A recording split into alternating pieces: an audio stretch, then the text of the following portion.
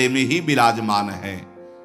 तो शनपुंसाम द्रव्य देशात्म संभावान द्रव्यम हिरण्यादि हविरादि वा देशा स्थानम आत्मा मनः तैर तैर द्रव्यादि भी संभव उत्पत्ति ही एसाम तेतान।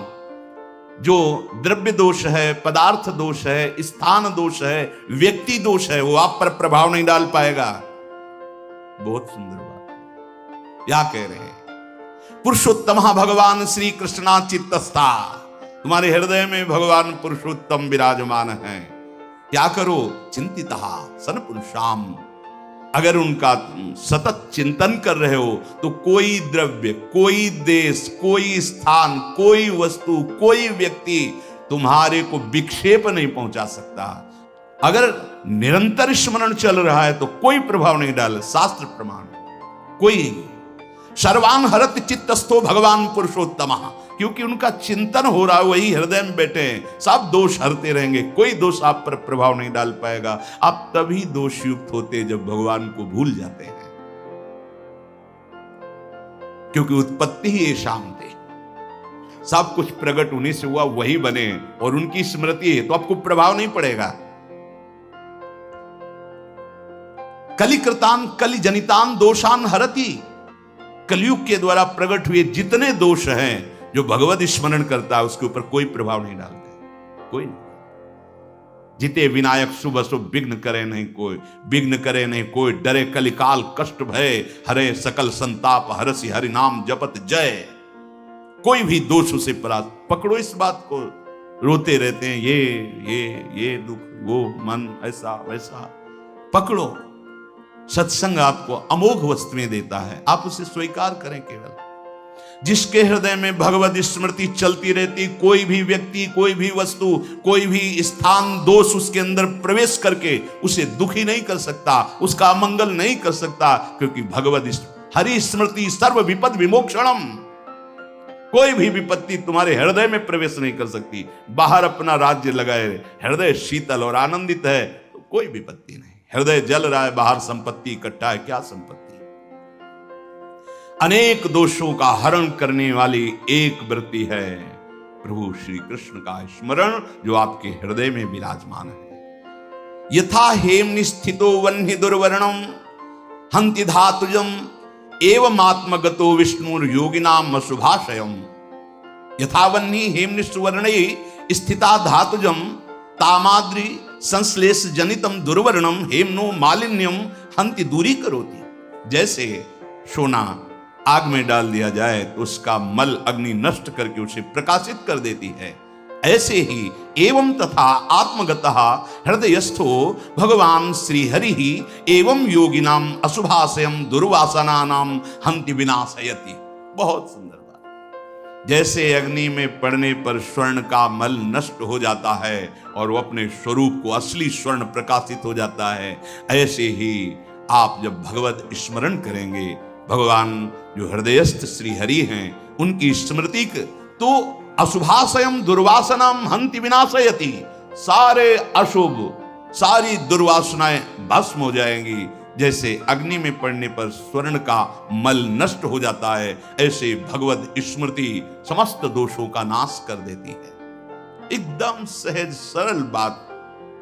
हृदय से प्रभु की स्मृति ना छूटे, आप देख लीजिए आप कितनी ऊंचाई पर चढ़ते चले जाएंगे। सय्या सनातन नालाप क्रीड स्नानान असनादिषु न विदु संतमात्मानम वृष्णया कृष्ण चेतसा। कृष्ण चेतसा श्री कृष्णासक्त मानसा, जो प्रभु के निज जन हैं वो कैसे होते हैं? श्री कृष्ण आसक्त मानसा, उनकी आसक्ति का विषय प्रभु होते हैं। उनकी क्या स्थिति होती है? बोले सय्यासन, यदि वो लेटे हुए हैं, सोए हुए हैं तो प्रभु में, बैठे हुए हैं तो प्रभु में, चलते हुए हैं तो वो प्रभु में, बातचीत कर रहे हैं तो वो प्रभु में, क्रीड़ा स्नादिषु, क्रीड़ा खेल रहे हैं तो प्रभु में, स्नान आदि कर रहे हैं तो प्रभु में, उठते बैठते चलते फिरते सोते खाते पीते हर समय प्रभु का चिंतन। देखो आप इसमें हो आलापः मिथा आलापनम, कथोपकथनम। जब हम वार्ता करें तो सबसे पहले नाम लें प्रभु, राधा राधा, फिर प्रभु संबंध से वार्ता। अगर व्यवहार की भी वार्ता है तो ध्यान रखें कि हम प्रभु की आज्ञा पालन करने के लिए व्यवहार कार्य कर रहे हैं, इसलिए उसकी वार्ता और वो कार्य भी प्रभु को समर्पित। प्रभु से एक क्षण विलग न रहे। यदि मुक्त होना है, भगवत प्रेम प्राप्त करना है, दुर्वासना का नाश करना है, इसमें आना पड़ेगा। शयन में है या आसनम बैठे हुए हैं या अटनम भ्रमण में है, आलापः या बोलने में है, क्रीडनम क्रीड़ा में है, स्नानम स्नान कर रहे हैं, असनम भोजन कर रहे हैं, उसी समय वर्तमानम आत्मान आत्मस्वरूपम देहेन्द्री न विदु तज्जन्यम दुखम न ज्ञातवन्तः। खास बात बता रहे हैं, इन सब चेष्टाओं में जब आप भगवत स्मरण कर रहे होते हैं तो कोई भी इंद्री किसी भी विषय में आपको फंसा नहीं पाएगी। पीछे भी वर्णन किया, जैसे आपके अंदर कोई विकार वेदना चल रही तो आप राधा राधा राधा राधा राधा राधा, वो आपको ताप पहुंचा रही पर फंसा नहीं पाएगी, और ताप दुर्वासनाओं को भस्म करता जाएगा, आप ऊपर उठते चले जाएंगे। तो सोने बैठने चलने फिरने बातचीत करने नहाने धोने खाने पीने आदि कार्यों में भी भगवत स्मृति एक तार चलनी चाहिए। फिर क्या होगा? फिर शरीर शुद्ध नहीं रहेगी, स्वयं परमात्मा शक्ति से सारी चेष्टाएं होती रहेंगी यथावत, और आप प्रभु में मगन रहेंगे। यंत्रवत शरीर की क्रियाएं होंगी। अभी हम अभिमान पूर्वक कर्ता भाव से कर रहे हैं। इस कर्ता भाव के नाश करने को बहुत सुंदर उपाय बता रहे हैं। उठते बैठते चलते फिरते खाते पीते हर चेष्टा में प्रभु का स्मरण चल रहा है। ये स्मरण क्या करेगा? किसी भी जगह बंधने नहीं देगा आपको, कोई भी वस्तु व्यक्ति स्थान आपको बांध नहीं पाएगा। और फिर क्या होगा? धीरे धीरे देह राग नष्ट हो जाएगा। तो देह का कार्य कैसे चलेगा? भगवान स्वयं चलाएंगे। यंत्रवत कार्य वैसे ही होगा जैसे होना चाहिए, पर आप कर्ता नहीं होंगे, कर्ता स्मृति में डूब चुका है। ऐसे अकिंचनस्य दान्तस्य शान्तस्य समचेतसः मया संतुष्ट मनसा सर्वा सुखमया दिशः। जो अकिंचन है, स्पृहा शून्यस्य, किसी से कोई चाह नहीं, प्रभु के सिवा उनको कोई संपत्ति भाव ही नहीं है। एकमात्र हमारी संपत्ति प्रभु। अकिंचन का तात्पर्य दरिद्र नहीं होता कि फटे पुराने कपड़े पहने दरिद्र है तो उसे कहा जाए अकिंचन, नहीं। जिसके हृदय में किंचन मात्र भी प्रभु के सिवा किसी की सत्ता नहीं है, जिसके हृदय में इस श्लोक का साक्षात्कार हो गया है, मत्तः परतरम नान्यत् किंचिदस्ति धनंजय, वही अकिंचन है। किंचन मात्र प्रभु के सिवा कोई महत्व बुद्धि नहीं, कोई संपत्ति बुद्धि नहीं, कोई सुख बुद्धि नहीं, अन्य, वही अकिंचन कहा जाता है। अपने लोग समझते हैं अकिंचन का मतलब एक फटे पुराने कपड़े, एक दरिद्रता। वो अकिंचनता नहीं, हृदय की स्थिति का नाम अकिंचन है। वो सम्राट अम्बरीश जी के भी हृदय में है। प्रभु के सिवा कहीं भी महत्व बुद्धि, सुख बुद्धि, अपनापन नहीं रह गया है, वही अकिंचन। स्पृहा शून्यस्य अकिंचनस्य, जो स्पृहा शून्य है, कहीं किसी से कोई आस आकांक्षा अपेक्षा नहीं रह गई, एकमात्र प्रभु, वही अकिंचन है। दान्तस्य, जिसकी इंद्रियां अधीन हो गई है भगवत स्मृति के प्रभाव से, कहीं विषयों में विचलित नहीं होती, उसे दांत कहते हैं। प्रभु का लाडला कैसा होता है? अकिंचनस्य स्पृहा शून्यस्य दान्तस्य, अर्थात जितेंद्रियस्य, उसकी इंद्रियांतर्मुख होकर प्रभु के नाम रूप लीला गुण में रसास्वादन कर रही, अब बहिर्मुख नहीं हो सकती। चेष्टाएं वैसी दिखाई दे रही, क्रियाएं, वो भगवान यंत्रवत उसे चलाते हैं। शांतस्य, वो सब जगह अपने प्रभु का मंगल विधान देखते हुए शांत रहता है, चाहे मान की दशा हो चाहे अपमान की दशा हो, चाहे विपत्ति की दशा हो, चाहे संपत्ति की दशा हो, चाहे स्तुति हो, चाहे निंदा हो, वो हर स्थिति में शांत रहता है, क्योंकि अपने प्रभु का विधान देखता रहता है। समचेतसः, उसका चित्त क्षमता को प्राप्त हो रहा है। ये बहुत बड़ी उपलब्धि है। महापुरुषों ने तो भगवत दर्शन से भी श्रेष्ठ समता को कहा है। क्षमता आ गई तो भगवत दर्शन से भी श्रेष्ठ है। पंडितः समदर्शिना, सर्वत्र अपने प्रभु का अनुभव हो रहा है, बिल्कुल व्यक्ति वस्तु स्थान का भाव नहीं, साक्षात महाप्रभु भी कह रहे सर्वान वस्तुतया निरीक्ष, वो वस्तु तत्व ही दिखाई दे रहा है। ये बहुत ऊंची स्थिति। समता केवल वाणी से कहने का नहीं। आजकल समता शब्द से व्यवहार में घसीटते हैं कि सबके साथ एक जैसा व्यवहार करो, नहीं हो सकता। व्यवहार विषम होता है, आंतरिक चिंतन सम होता है। सम में प्रभु सम विराजमान। अपने शरीर में एक जैसा व्यवहार करने वाले को मूर्ख कहते हैं। आप कमर के नीचे स्पर्श करेंगे, आपको हाथ प्रक्षालन करना पड़ेगा, हस्तो प्रक्षालन, हाथ धोना पड़ेगा। आप ऐसे छू रहे, कोई बात नहीं। आप अब क्या समता को व्यवहार करते हैं? गुदाद्वार स्पर्श करने के बाद मुख, तो उसे क्या कहा जाएगा? पागल। व्यवहार क्षमता का नहीं होता, दर्शन और चिंतन क्षमता का होता है। व्यवहार यथावत होता है। गुरु शिष्य, माता पिता, भाई बहन, पत्नी, जितने व्यवहार हैं यथावत, जिसके साथ जैसा व्यवहार। सच्चा ज्ञानी वही है। एक जैसा व्यवहार नहीं होगा, एक जैसा पशुता होती, मूढ़ता होती है।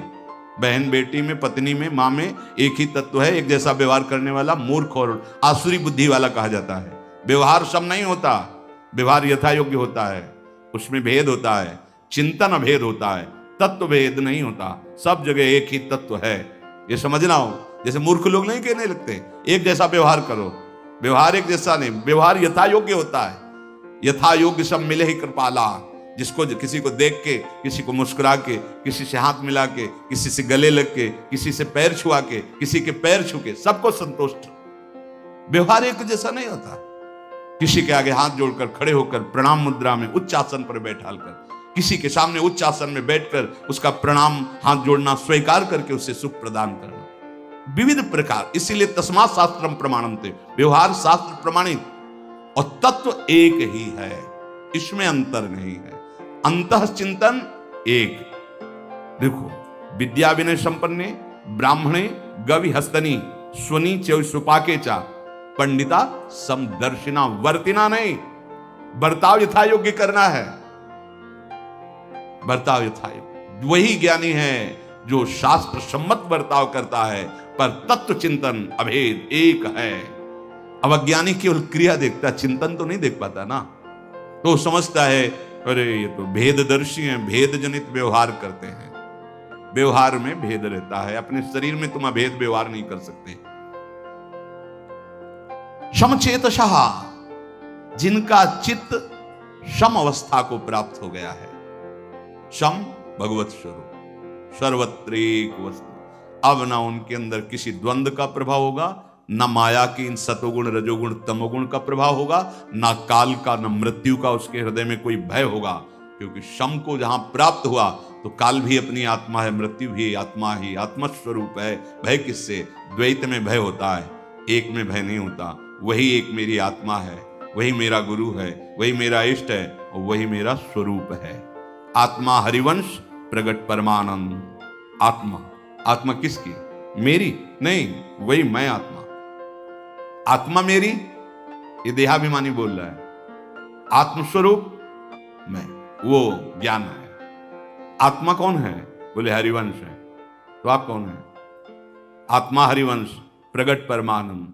दो नहीं जाते इस गली में, एक ही होके जाते हैं, और एक ही पूर्णता में आता है। एको हम बहुश्यामा, ब्रह्म माया अविद्या, बहुश्यामा एको हम, शुद्ध ज्ञान। ओ पतली गली, प्रेम गली अति सांकरीता में दोनों समाये। अब जो आगे लीला हो रही है एक रस की हो रही है, एक रस, न मैं न तू, प्रेम के खिलौना दो, खेलत है प्रेम। प्रेम में वृंदा विपिन, प्रेम में प्रियालाल, प्रेम में सहचरी, प्रेम में रसरंग। समचेतसः मया संतुष्ट मनसः, बहुत जोर की बात है। भगवान हमारे हैं, इस बात से हमें पूर्णता प्राप्त हो गई। अब हमें कुछ नहीं चाहिए। मया संतुष्ट मनसः परितृप्तस्य जनस्य सर्वाः दिशा सुखमयाः। ओहो, उसके लिए 10 दिशाएं आनंदमय हो जाती है, दुखालयम संसार नहीं रह जाता, सर्वत्र सुख ही सुख। किसको? जो अकिंचनस्य दान्तस्य शांतस्य समचेतसः और मया संतुष्ट मनसः, एकमात्र प्रभु में संतुष्ट है। नाम चल रहा है, स्मरण चल, इससे बड़ी कोई लाभ वृत्ति नहीं। ये छूटा, इससे बड़ी कोई हानि नहीं। हानि हरिवंश के नाम अंतर पड़े, लाभ हरिवंश उच्चरत बानी। कहां है स्थिति? देखो, लाभ शब्द कहां आपने जोड़ रखा है, हानि शब्द कहां जोड़ रखा है? रुपये में, भोग में, शरीर में, लौकिक सुखों में। और यहां क्या कह रहे हैं? मया संतुष्ट मनसा, प्रियालाल मेरे हैं, इससे बढ़कर मुझे कोई संपत्ति नहीं चाहिए। तो उसके लिए क्या कह रहे? कह रहे परितृप्तस्य जनस्य सर्वाः दिशा सुखमया सुख प्रदत्वेन प्रतीयन्ते। समस्त दिशाएं उसे सुखमयी प्रतीत होती, अनुभव में आती हैं। जिसके हृदय में एक बात बैठ गई, मेरे प्रियालाल बस संतुष्ट मनसा, अब कोई चाह नहीं, अब कोई इच्छा नहीं, कैसी भी परिस्थिति हो कोई शिकायत नहीं, ये संतुष्ट मनसा।